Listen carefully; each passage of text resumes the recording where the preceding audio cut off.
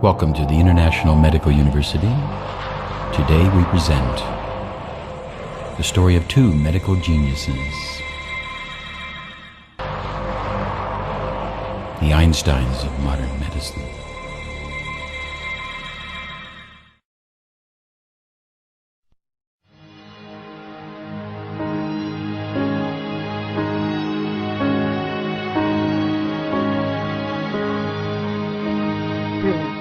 Quietly sleeping in his bed, which the layperson would certainly not think is under stress. He's under some stress because his heart is continuing to beat. He has to go on using his respiratory muscles to breathe. Even his nervous system is working because he breathes. That absence of stress is death. Only the dead have no stress. They had a clinic. They were very well known in the community, and they expected little hands, of course, to take over the clinic and to be a surgeon. He eventually did go into medicine, but he had other ideas. The traditional approach was at the time, and still is today, that you are looking for a factor. And today you are now with the genes, and you look at micro substances. On parle de biologie moléculaire.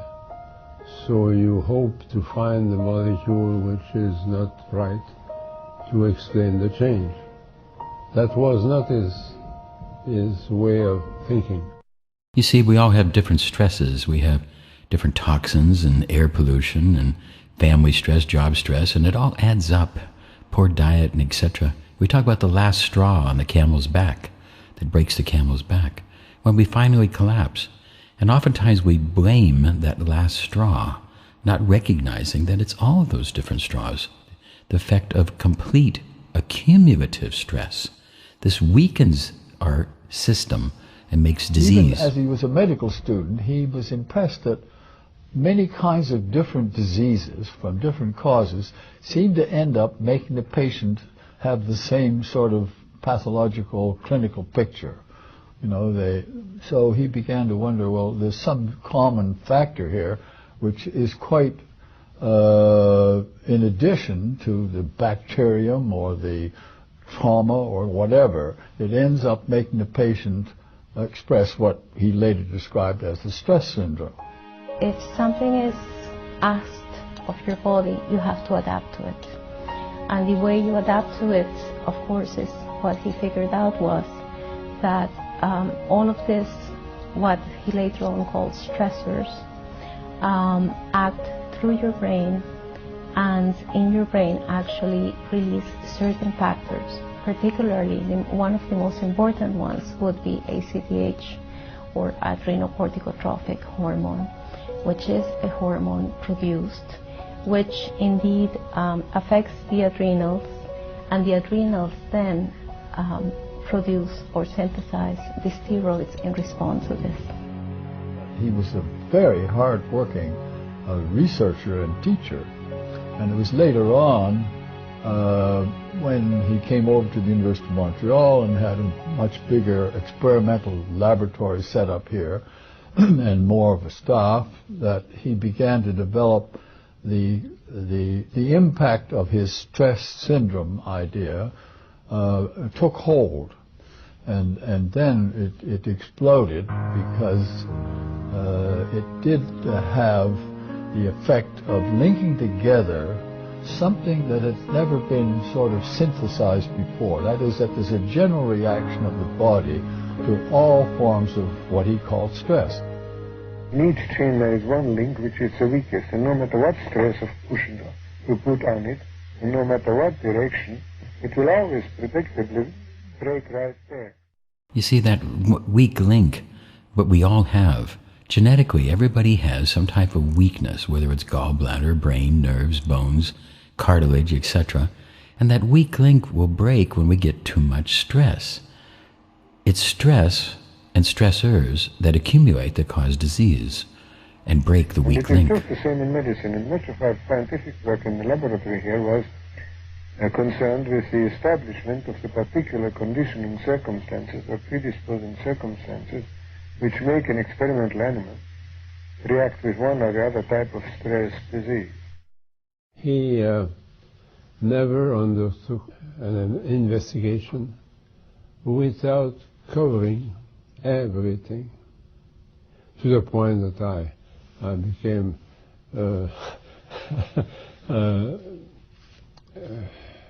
épuisé. He wanted to have all that had been done on that subject. And by all, he meant all. In fact, he had no shortcut. He was the most organized person I ever met. I would say a thirst for learning and for knowledge to begin with, an incredible curiosity, coupled with, incredible stamina, an incredible amount of energy. I met him when he was in his 60s and he was almost running, even though he had problems with one hip. Well, then, later on in his career, as you know, this whole idea of a stress syndrome was not just a physiological and pathological thing based on his rat experiments, but it became a general societal thing. That is, today, terrorism is something that stresses everybody out today. So it became an enormous philosophical, economic, social problem. And if he were alive today, I think he would be extraordinarily interested in what's going on in a global sense. First of all, I think one has to realize his contributions. And I think realizing his contributions, it's no minor matter. So I think that for those of us that studied with him, if we did not really, admire his accomplishments and his way of being and his contributions to medicine, science, and society, we would be very ungrateful. Since 1945, Hans Selye has worked here at the University of Montreal as Director of Experimental Medicine and Surgery. The university is now a world center for the study of stress. The whole concept arose from the observation that in addition to specific diseases, such as a gastric ulcer or typhoid or tuberculosis, there is a syndrome, a set of manifestations, a set of disease signs, which is common to all diseases.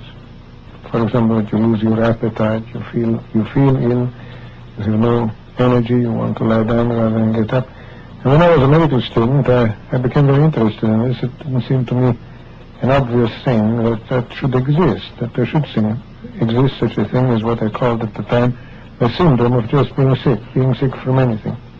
And when I published my first paper on it, some 10 years after I first confronted that problem as a medical student, I published it in the British journal Nature under the title A Syndrome Produced by Various Noxious Agents. What are the diseases of stress?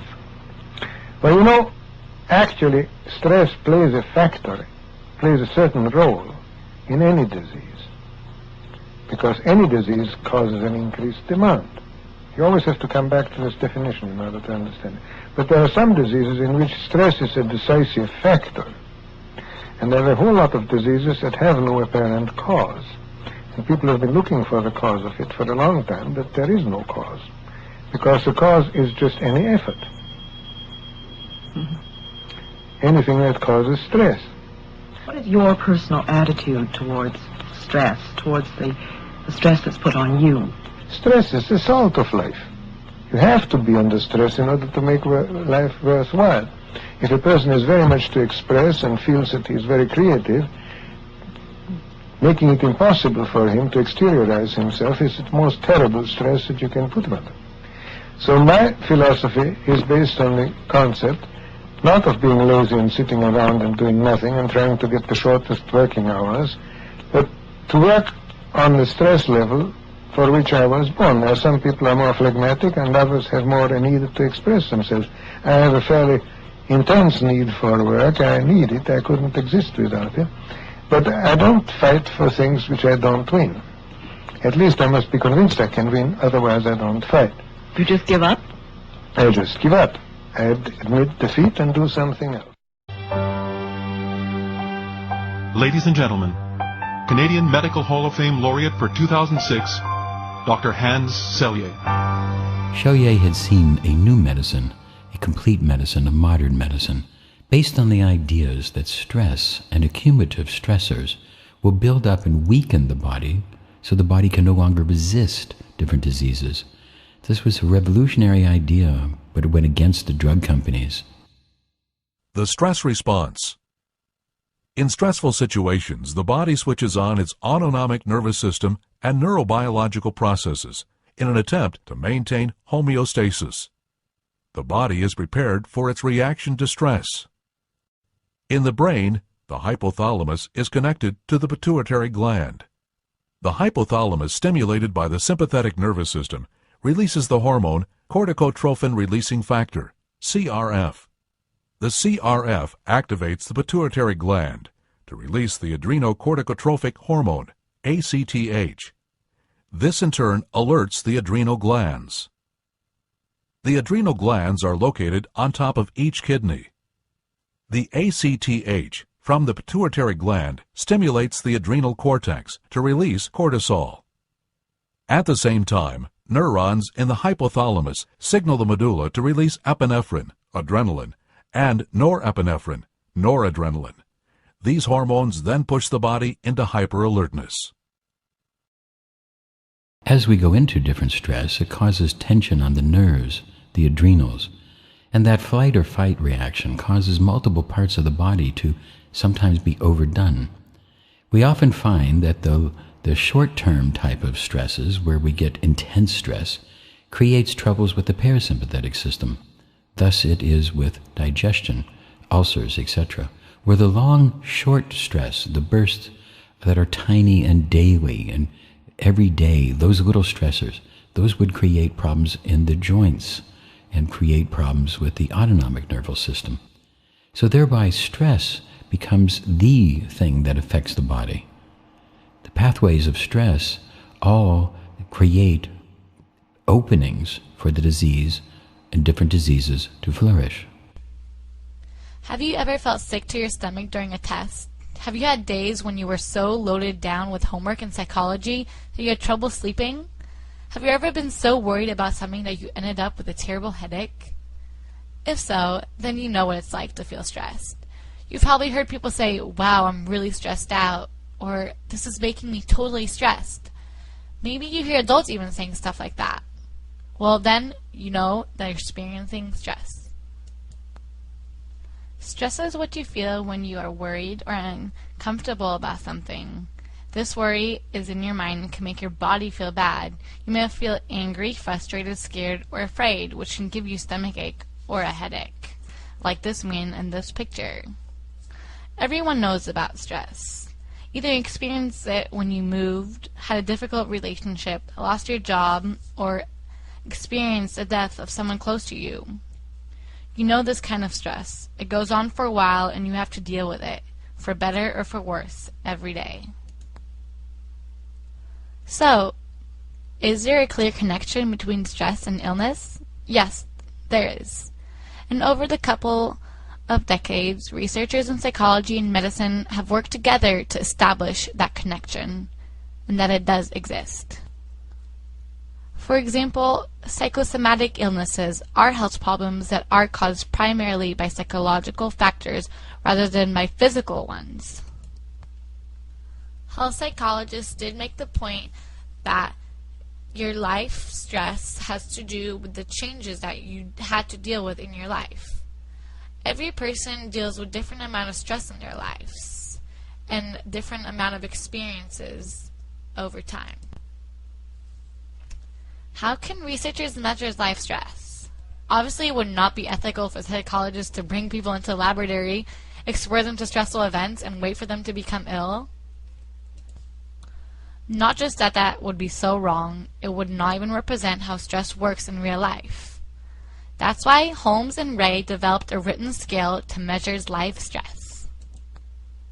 Holmes and Ray made a list of 43 life events that people commonly feel stressful. In this picture, it is some of them. And some of them are death of a spouse, divorce, jail term, death of a close family member, marriage, being fired at work, retirement, and sex difficulties, and many more. In an attempt to measure life changes, Holmes and Ray developed the Life Event Scale. That's what it's called. It's also known as the Holmes and Ray Social Readjustment Rating Scale. The life events are ranked in order from the most stressful, death of spouse, to the least stressful, minor violations of the law. After getting the results of about 400 participants, they compared the results versus male and female, white and black, young and old, and other different types of people to each other.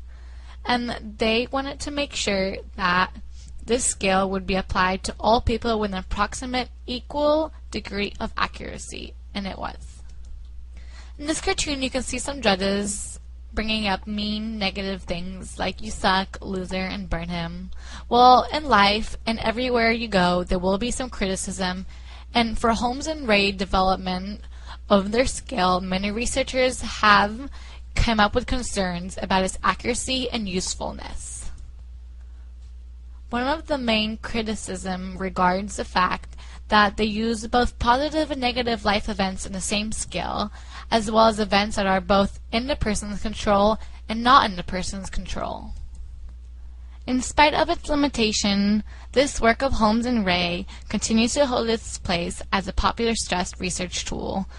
Although other tools for measuring stress have been and are being developed, this research scale is still chosen frequently by researchers. An average of 100 studies per year cite this scale, which makes it an often cited study.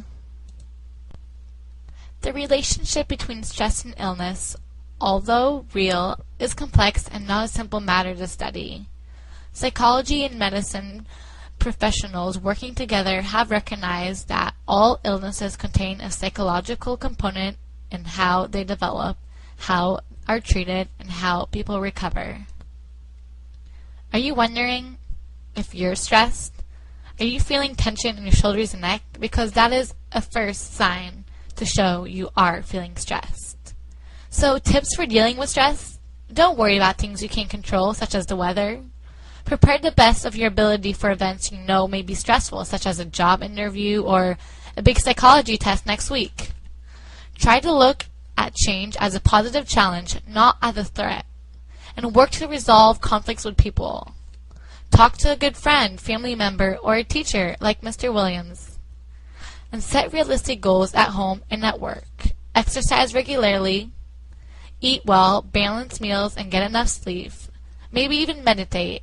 Participate in something that you don't find stressful, that's fun, like sports or a social club.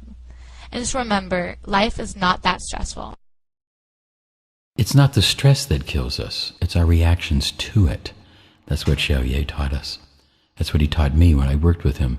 I worked with him, and as he worked these different books, these monumental books, that really brought the ideas of stress to us, he talked about eustress, how there was good stress. In his book on the nature of stress, he actually quotes at the end about me, Dr. Nelson, and how I might be able to pick up and make this type of medicine more. There are three basic ways that we think. We have these different coping skills, the rationalizations, and our little word area of the brain is such a very small part. You see, the word area gets 1% of 1% of 1% of 1% of 1%. And it's our logical area, but it's not really in tune with all of us. It's just one way. There's also an emotional limbic system that's deep beneath, and this is connected to the heart, where we get broken heart and these other different things. Then we have the solar plexus, the deep part of us that's connected to it all. These different things make us and connect us, and the solar plexus, that all connection, is more important. Now we have alarm stage, adaptation stage, and exhaustion stage. Because what ease is life, ease of flow, and dis-ease is when something happens that breaks it. We get into an alarm response. some type of stressor comes along, and it could be many different types of stressors and stresses, and it creates an alarm response, a cough. Here we talk about bang your head here and stress reduction kit. That initial alarm is the cough, the itch, the burning, the runny eyes. And then things get worse. Things start to slip. Of course I'm stressed. I'm married with 3 teenage daughters in one bathroom. Stress is an anxiety factor, but anxiety stress continues after the stressor is gone. When the stressor is gone and you're still stressed, then it's anxiety. The first part is the alarm reaction. Then, if the stressor continues, we go into a type of adaptation syndrome where we try to resist the stress, but we don't do it very well. It's called adaptation syndrome. In the adaptation syndrome, we adapt to the stress, but the disease goes deep. As we adapt to the stressor or stressors, the disease progresses deeper and deeper and deeper. And the alarm symptoms go away. The symptoms go away. Thus we think we're okay. We are wrong. You can have no symptoms and be really, really sick. Being symptom-free is not an indicator of health. Let's repeat the most important words of medicine. Being symptom-free is not an indicator of health. Thus, allopathic medicine is no longer valid. We cannot go to the doctor with our symptoms because being symptom-free is not an indicator of health. The symptoms and the verbal symptoms that we form in our brain are not an indication of our diseases and the condition of our body. Adaptation happens as we adapt to the stressor, but the disease goes deeper. We get a reduction in the size of cells and atrophy. We get many different things as the stimulus, the stressor, continues and creates problems and eventually exhaustion, ill health, and breakdown. This works through the parasympathetic and sympathetic nervous system as well as the different cells. And this creates the different types of stress and stressors that push that system of disease deeper and deeper. We palliate the symptoms, and when the symptoms go away, we think that we're correct and healthy. We are not. It's important for us to realize that many of the different things that we take for granted, like sugar and drugs, just push disease deeper. And death by medicine becomes a constant threat, because it is very true that the drugs, most of the drugs, do not really cure anything. They simply palliate as the disease and the stress and the cellular problems go deeper and deeper.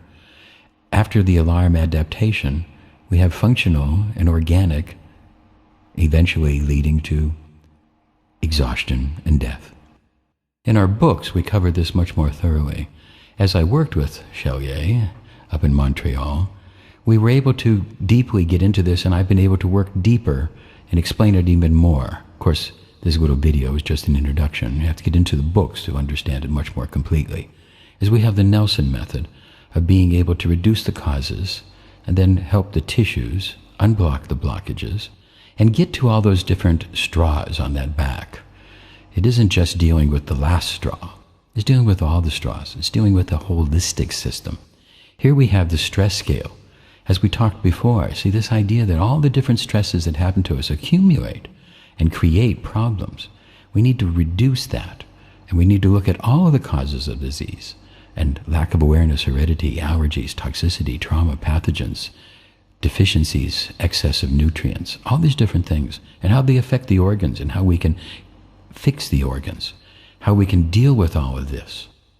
Because stress is the major factor that creates problems in the body, allowing disease to flourish.